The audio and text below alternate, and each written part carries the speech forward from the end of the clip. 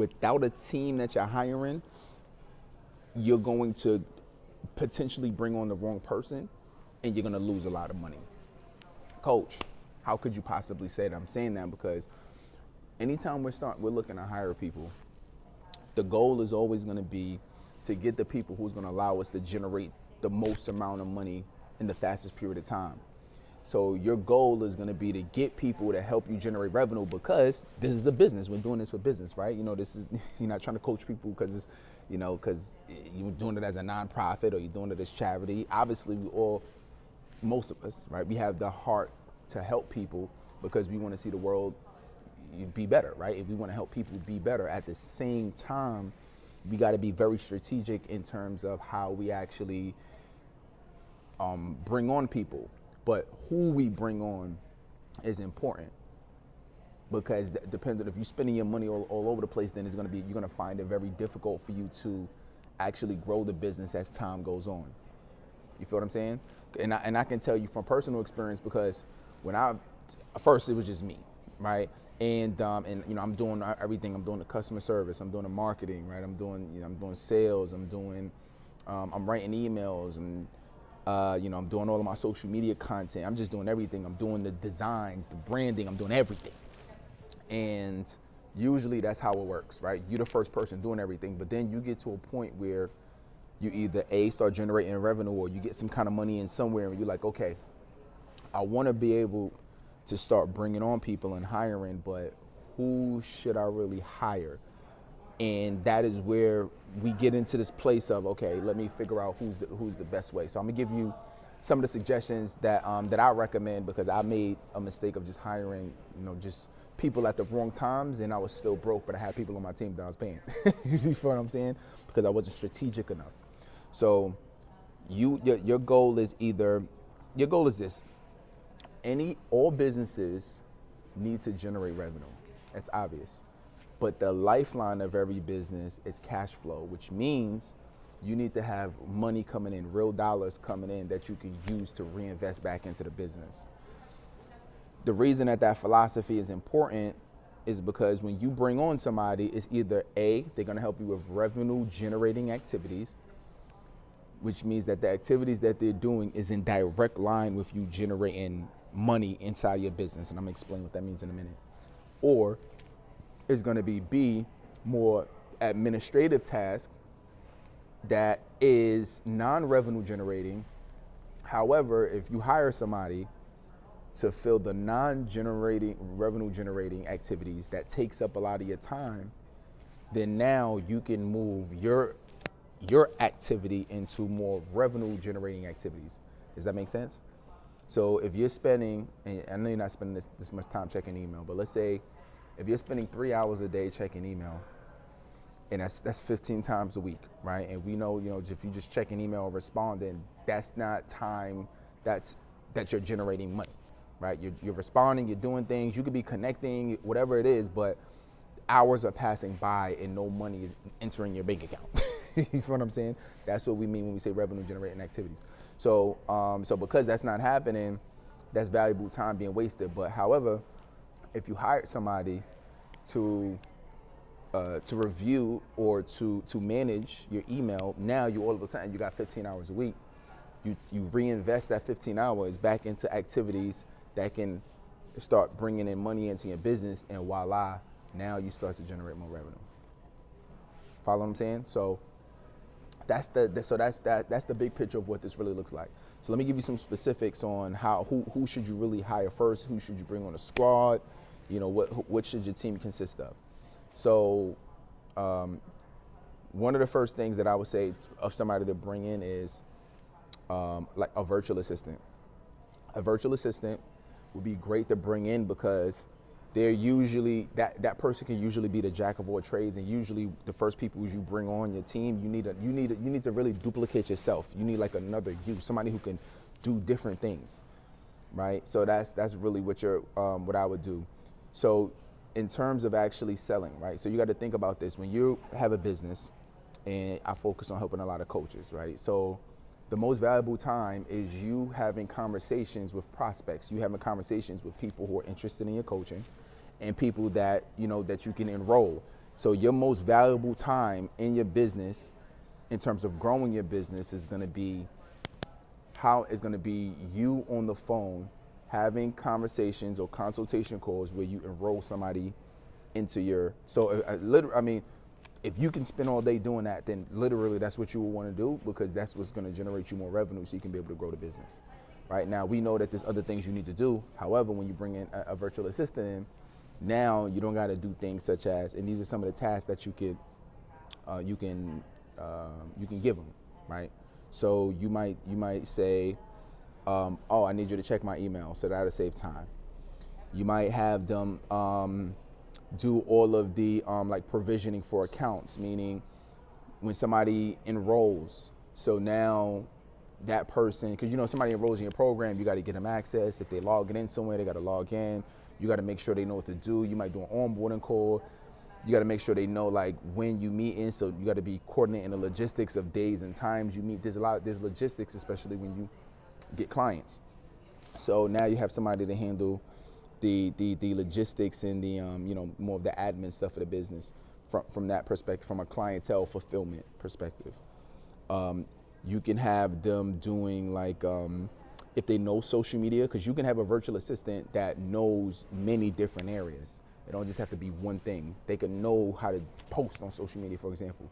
So you might get a virtual assistant that also could make posts for you on social media. So now that saves you more time. So which means that you can spend more of your time doing those revenue generating activities, meaning texting people, calling people, DMing, hey, let's jump on a call, and getting people on as many calls as possible, right? Like that's what's going to be your goal, because the more people you speak to, the more revenue you're going to generate. I told a lady, I had a conversation with a lady the other day, and she said, I said, how many people did you speak to in the last week? I said, in terms of like leads. She said about 2. I said 2. I said, wow, so you spoke to? She said, yeah, because I don't really know how to, have those type of conversations or get people on the phone and really tell them about my product or service. And I said, wow. I said, well, that's gonna be the first problem, because if you can't get more people on the phone, then especially if your closing ratio ain't 1 out of 2 or 2 out of 2, then it's gonna take you months to generate revenue. I said, I spoke to 10 people yesterday, right? And so that makes a big difference. I said, for you to just catch up to me, it's gonna take you 5 months to do the equal amount of work that I'm doing today, that I did yesterday. It'll take you 5 months just to speak to that amount of people.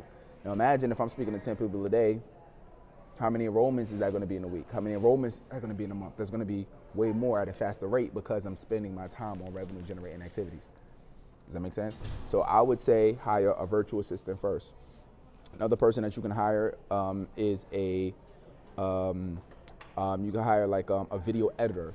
So there's a difference between a videographer and a video editor. A videographer is the person that'll come out and they'll actually shoot it for you.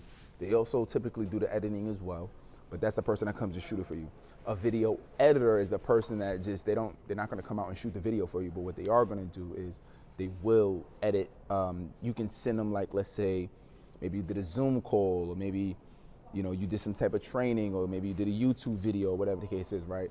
And then now you take that, you maybe upload it to a cloud, send them a link and say, hey, could you edit this? Could you do it in clips? Could you do whatever? So now they're creating social media content for you that you can take and that you can use to be able to grow your business and grow your brand, right? So that's important. So you can get, I could say you get a video editor.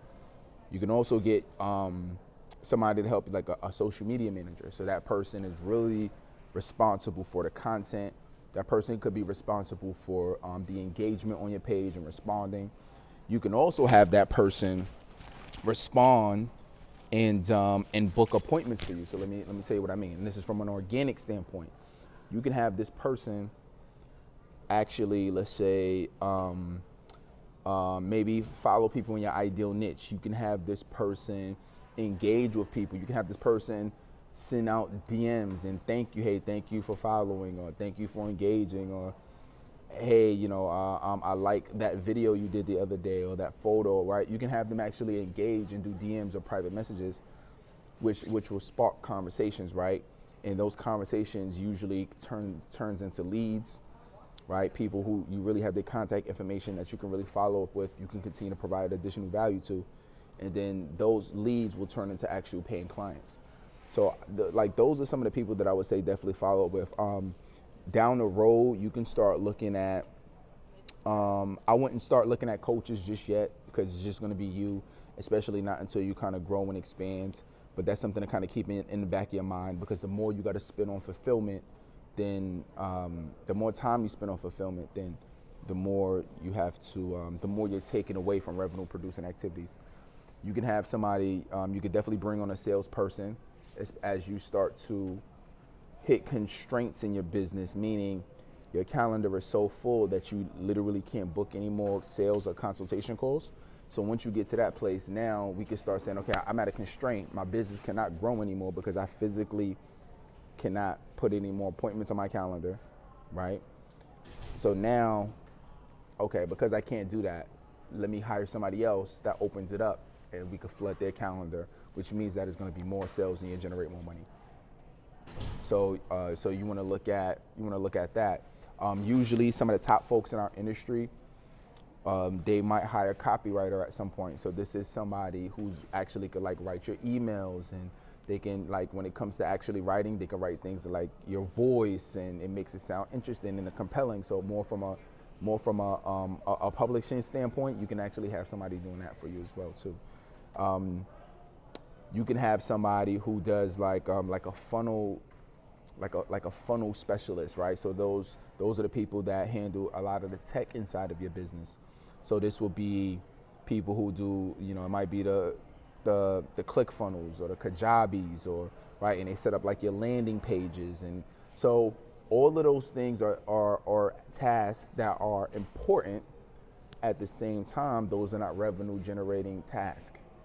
So that's why what I would do first is I would hire somebody who could be a jack of all trades, and because I am the person that I know I can make that I'm gonna be able. There's nobody who's gonna be able to sell my coaching program better than me. So which means that I need to spend as much time as possible getting leads, and as much time as possible